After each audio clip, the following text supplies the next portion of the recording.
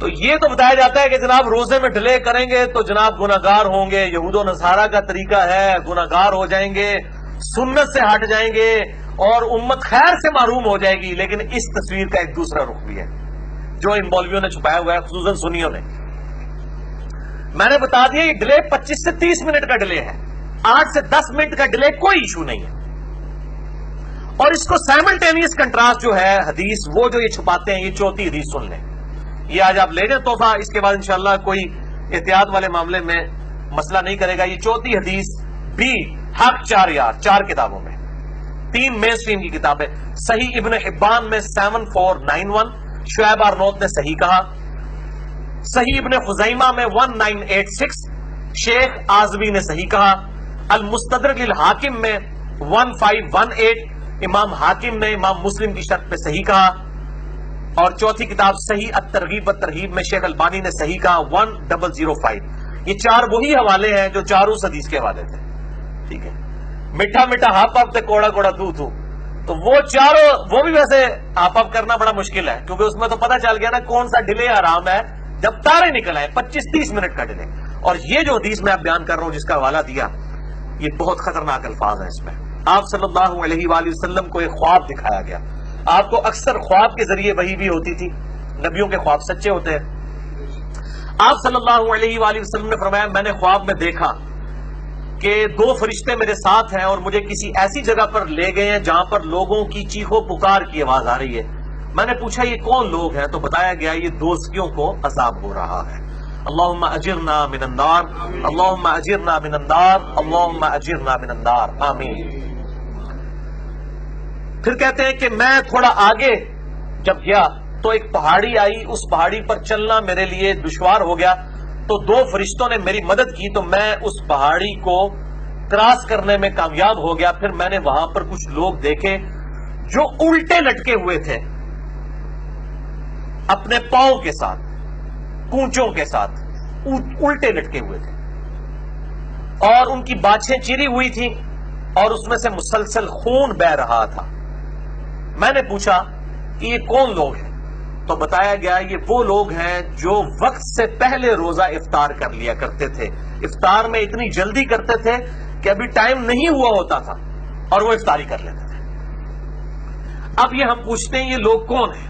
اہل تشیع تو نہیں ہو سکتے، وہ تو ڈلے ہیں، ان کے پاس تو آپ نے ڈلے والا چھاپ لگا دی، فتوا لگا دیا جو میں نے فتوا آج اتار دیا ان سے. اور ایک سنی منصف مزاج منہج والے شخص کی طرف سے یہ الحمدللہ دلائل سامنے آئے ہیں، یہ کسی شیعہ عالم کی طرف سے نہیں.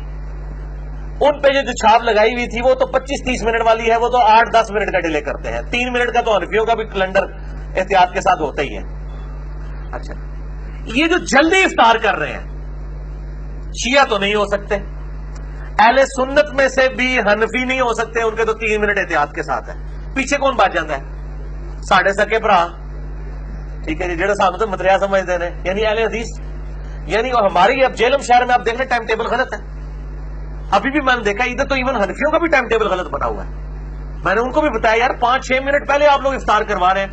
ٹائم ٹیبل حنفیوں کا 7:02 ہے، اہل حدیث کا 7:01 ہے اور افطار ہو رہی ہے 7:07 کے اوپر. ابھی کچھ جماعت و دعوہ والوں کا ٹائم ٹیبل جو ہے وہ چونکہ انہوں نے تھوڑا الیکٹرانکلی فالو کیا ہے، وہ اہل حدیث میں سے ان کا ٹائم ٹیبل ٹھیک ہے، یہ دارالاسلام والوں کا. تو باقی پرانے جو 1950-60 کے بابوں نے بنائے ہوئے ہیں وہ اکثر ٹائم ٹیبل غلط ہے. اس وقت کے لوگوں کے روزے ہو گئے، ان کو نہیں بیچاروں کو پتا تھا. اس زمانے میں ان کو چاہیے تھا وہ احتیاط کرتے اور سیاہی چھانے کا انتظار کرتے 8-10 منٹ. اب تو مطلب ان کو اپنے ٹائم ٹیبل کو دیکھنا چاہیے. ہم یہ پوچھتے ہیں یہ کون لوگ ہیں جو روزہ جلدی افطار کرنے کی وجہ سے جن کو قیامت والے دن عذاب ہوگا؟ ایٹ لیسٹ اس عذاب کا شکار وہ لوگ نہیں ہوں گے جو روزہ کھولنے میں ڈیلے کرتے ہیں 5 منٹ یا 10 منٹ کا. 25-30 منٹ والا تو معاملہ علیحدہ ہے، اس میں بھی کہا ہے کہ سنت سے محرومی ہے، اس کی عذاب کی کوئی حدیث نہیں آئی ہے. اس کے اوپر عذاب کی حدیث آئی ہے کہ جو جلدی افطار کرتے ہیں ان کو الٹا لٹکا کے عذاب دیا گیا، ان کی بانچیں چری ہوئی ہیں. ہم یہ اب علماء سے ہی پوچھتے ہیں، علماء سے پوچھ کے چلتے ہیں کہ یہ ہمیں بتائیں یہ لوگ کون ہوں گے، یہ کس فرقے سے ہوں گے. کیوں؟ جب اسی قسم کی باتیں ہوتی ہیں وہ کہتے ہیں دیکھیں جی وہ حدیث ہے موقوفاً مولا علی رضی اللہ تعالیٰ عنہ علیہ السلام سے، فضائل صحابہ احمد بن حنبل کی کتاب میں صحیح سند کے ساتھ موجود ہے.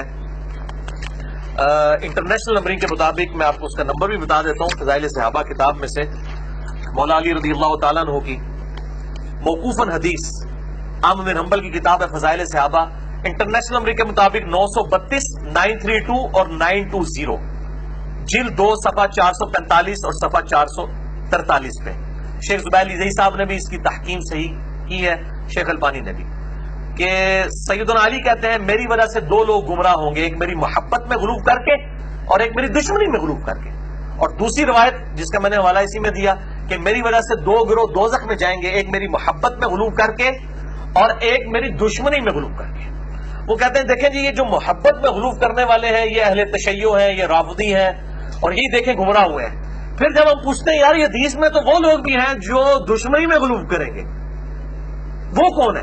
کہتے ہیں وہ آج کل کوئی نہیں, اس زمانے میں تھے, وہ خارجی تھے. بھائی آج کل بھی ہیں, آج کل بھی حضرت علی کا ذکر آپ کریں اور ساتھ علیہ السلام بول دیں, جو کہ امام بخاری نے, امام داؤد نے, امام ترمذی نے علیہ السلام لکھا ہے امام علی کے ساتھ, تو کہتے ہیں یہ تو شیعوں والی باتیں کرتا ہے. تو یہ ہے ناسبی اصل میں, علی کا نام سن کے جو چڑھتے ہیں.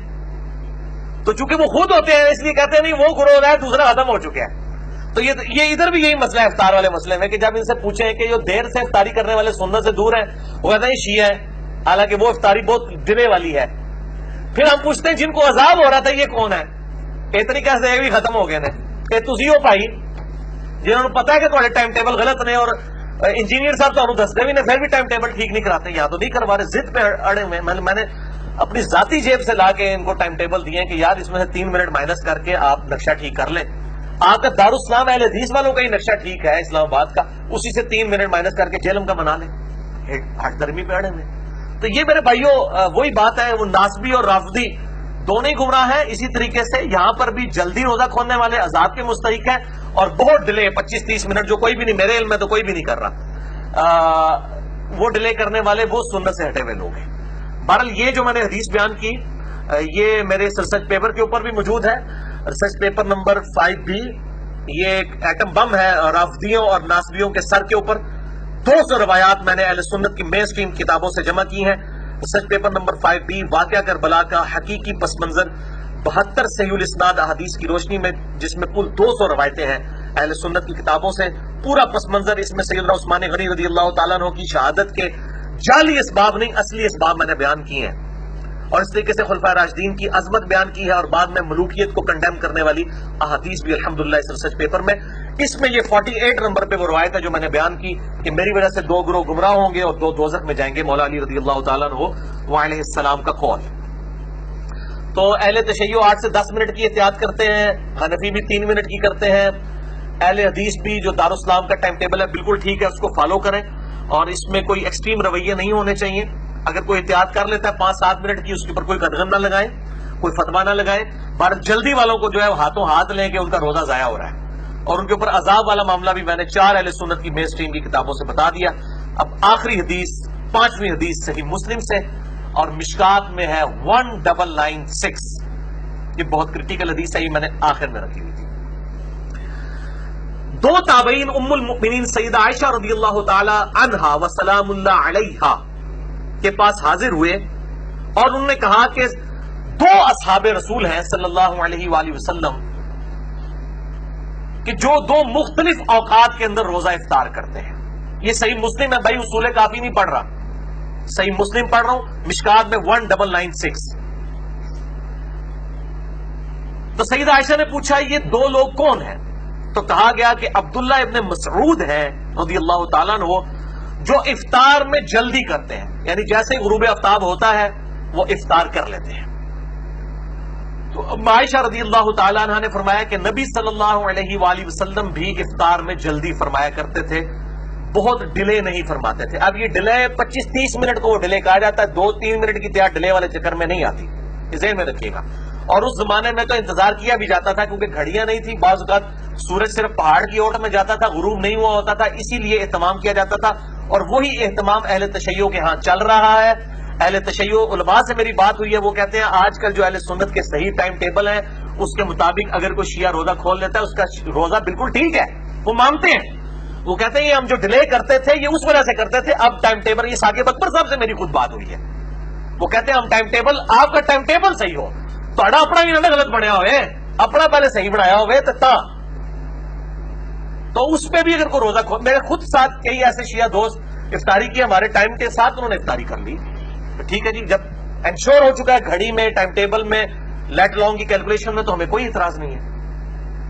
تو اما عائشہ کو بتایا گیا یہ عبداللہ ابن مسعود اور ان کے ساتھی ہیں جو روزہ جلدی کھولتے ہیں، اور پھر بتایا گیا دیر سے روزہ کھولنے والے ابو موسیٰ اشعری رضی اللہ تعالیٰ عنہ اور ان کے اصحاب ہیں۔